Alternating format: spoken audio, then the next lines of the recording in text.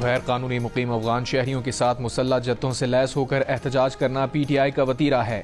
وفاقی وزیر اطلاعات عطا تارڑ کا علی امین گنڈاپور کو جواب، کہا پی ٹی آئی نے پہلے بھی مسلح جتھوں کے ساتھ وفاق پر لشکر کشی کی۔ علی امین گنڈاپور کے گارڈز کو گولی چلاتے ہوئے دیکھا گیا۔ یہ لاشیں گرا کر ان پر سیاست کرنا چاہتے ہیں۔ ان کا کوئی احتجاج کبھی پرامن نہیں ہوا۔ 9 مئی اور 26 نومبر ملک کی تاریخ کے سیاہ ترین دن ہیں۔ خیبر پختونخوا کے عوام پہلے ہی ان کی کال کو مسترد کر چکے ہیں۔ عوام تحریک انتشار کی اگلی کال بھی مسترد کریں گے۔ بانی پی ٹی آئی کو کبھی عوام کے جان و مال کی پرواہ نہیں رہی۔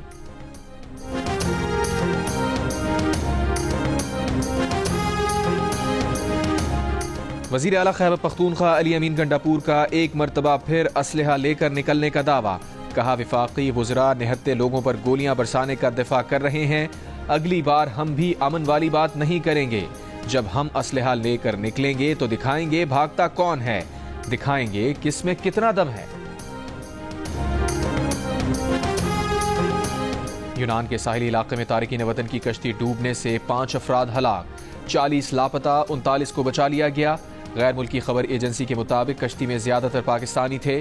وفاقی وزیر داخلہ کا غیر قانونی طور پر یورپ جانے والے پاکستانیوں کی اموات پر اظہار افسوس۔ وزیر داخلہ محسن نقوی کا تحقیقات کا حکم۔ ایڈیشنل سیکریٹری داخلہ کی سربراہی میں کمیٹی تشکیل۔ کمیٹی واقعے کی تحقیقات کر کے 5 روز میں رپورٹ وزیر داخلہ کو دے گی۔ محسن نقوی نے کہا کہ انسانی اسمگلنگ جرم ہے، مافیا کئی گھر اجاڑ چکا۔ انسانی اسمگلنگ مافیا کے خلاف ایف آئی اے ملک گیر کارروائیاں کرے۔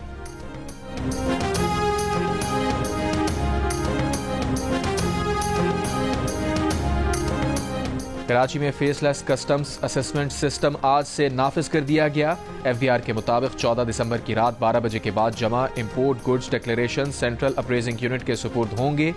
نئے نظام سے کلیئرنس میں کم وقت لگنے سے تجارت میں سہولت میسر آئے گی۔ سسٹم کو جلد ملک کے دیگر پورٹس اور سرحدی اسٹیشنز پر بھی نافذ کیا جائے گا۔ کسٹمز کے اپریزمنٹ کے کام کو کسٹمز کلیکٹریٹ سے باہر منتقل کیا جائے گا۔ کسٹمز کلیئرنگ ایجنٹس کی اہلیت کے معیار اور لائسنسنگ کے نظام میں بھی تبدیلی کی گئی ہے۔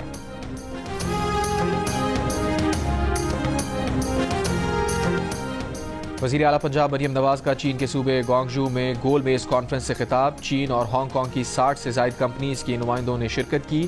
مریم نواز نے پنجاب کو چینی کمپنیز کے لیے مواقع کی سرزمین قرار دیا۔ مریم نواز کی گوانگژو کے نائب گورنر سے ملاقات، خصوصی اسٹیٹ ڈنر دیا گیا۔ ایکسپو سینٹر کراچی میں 5 روزہ عالمی کتب میلہ جاری، طلباء اور بڑی تعداد میں شہریوں کی شرکت۔ 5 روزہ بک فیئر 16 دسمبر تک جاری رہے گا۔ کتب میلے میں 17 ممالک کے پبلشرز شریک ہیں۔ کراچی کی ماڑی میں آئی ٹی ٹریننگ پروگرام بنو قابل کے لیے داخلہ ٹیسٹ۔ امیر جماعت اسلامی کراچی مونم ظفر نے کہا 48,000 نوجوانوں کو تربیت دے چکے، ہزاروں طلباء و طالبات کو پڑھانے کا پروگرام آگے بڑھائیں گے۔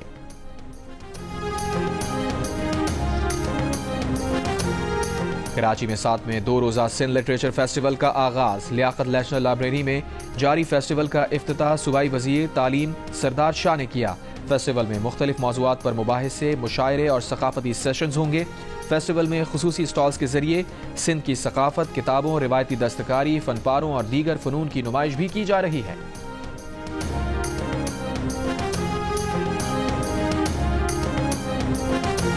جنوبی کوریا میں 6 گھنٹے کا مارشل لاء لگانے پر صدر کا مواخذہ۔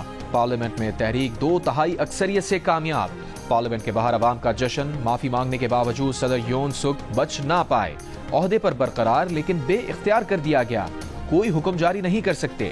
آئینی عدالت صدر یون کی تقدیر کا فیصلہ کرے گی۔ اگر یون کو معزول کر دیا گیا یا وہ مستعفی ہوئے تو 60 روز میں صدارتی انتخاب ہوگا۔ وزیر اعظم نے قائم مقام صدر کا عہدہ سنبھال لیا۔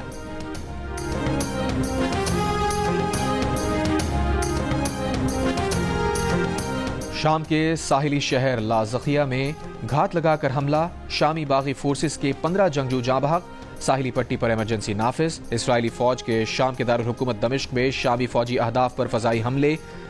قنیطرہ شہر میں پیش قدمی جاری۔ عرب لیگ کی شام میں اسرائیلی دراندازی کی مذمت۔ اسرائیلی حملوں کو امدادی سرگرمیوں میں رکاوٹ اور خوف کا سبب قرار دے دیا۔ روسی اڈوں سے فوجی ساز و سامان کی منتقلی کی اطلاعات۔ شامی ذرائع کے مطابق روس شمالی شام میں فرنٹ لائن سے فوج پیچھے ہٹا رہا ہے، اپنے فوجی اڈے خالی نہیں کر رہا۔ شام میں ترکی کے سفارت خانے نے 12 سال بعد دوبارہ کام شروع کر دیا۔ امریکی جنرل مائیکل کریلا کا شام کی صورتحال اور علاقائی خطرات پر اسرائیلی حکام سے تبادلہ خیال۔ غزہ میں اسرائیلی حملے جاری، پچھلے 24 گھنٹوں میں دیر البلح کے میئر سمیت 70 سے زائد فلسطینی شہید۔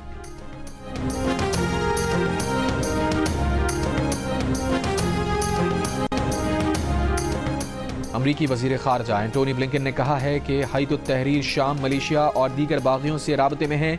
شامی باغیوں کے خلاف پابندیوں پر نظر ثانی ان کے رویے اور کارکردگی سے مشروط ہے۔ اردن میں میڈیا سے گفتگو کرتے ہوئے بلنکن نے کہا، غزہ میں جنگ بندی کے بالکل نزدیک پہنچ چکے ہیں۔ اردن میں عرب رابطہ کمیٹی کا اجلاس، سعودی عرب، مصر، عراق، لبنان، قطر، امارات اور بحرین کے وزرائے خارجہ شریک۔ شام میں تمام عسکری کارروائیاں روکنے اور ہر طبقہ فکر پر مشتمل جامع حکومت کی تشکیل پر زور۔ مقبوضہ گولان کو شام کا اٹوٹ انگ قرار دیا۔ شامی اپوزیشن کمانڈر احمد الشرا کا کہنا ہے کہ شام میں تبدیلی خطے میں ایران کے خطرناک منصوبے کے خلاف بڑی کامیابی ہے۔ اسرائیل کی شام میں مداخلت بلا جواز ہے۔ اسرائیل سے کشیدگی نہیں چاہتے۔ روس سے از سر نو تعلقات کی کوششیں جاری ہیں۔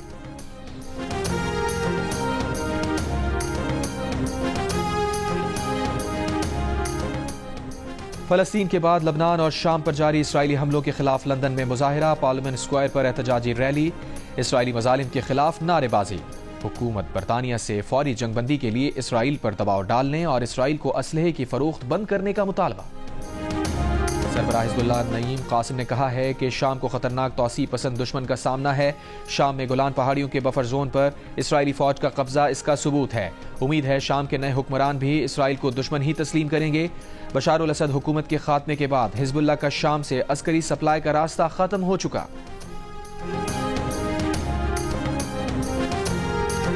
Women's under 19 T20 Asia cup کا میلہ آج سے ملائیشیا میں سجے گا۔ روایتی حریف پاکستان اور بھارت کی ٹیمز بھی آج مد مقابل ہوں گی۔ میچ سے ایک روز قبل ویمن کھلاڑیوں کی نیٹ پر بولنگ، بیٹنگ اور فیلڈنگ کی بھرپور پریکٹس۔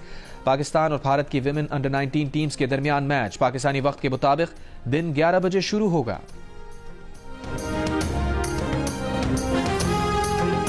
فرانس کے شمالی شہر ڈنکرک کے قریب فائرنگ، 4 افراد ہلاک، مرنے والوں میں 2 سیکیورٹی اہلکار اور 2 تارکین وطن شامل۔ حملاور نے خود کو پولیس کے حوالے کر دیا، 5 افراد کو مارنے کا اعتراف۔ پولیس نے حملاور کی گاڑی سے مزید 3 ہتھیار برآمد کر لیے۔ فرانسیسی وزارت داخلہ کا بیان سامنے نہیں آ سکا۔